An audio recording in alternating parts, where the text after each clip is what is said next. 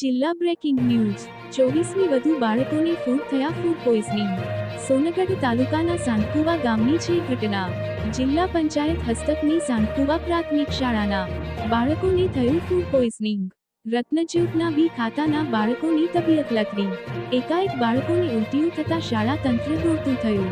તમામ બાળકોને વ્યારાની civil hospital ખસેડાયા છે।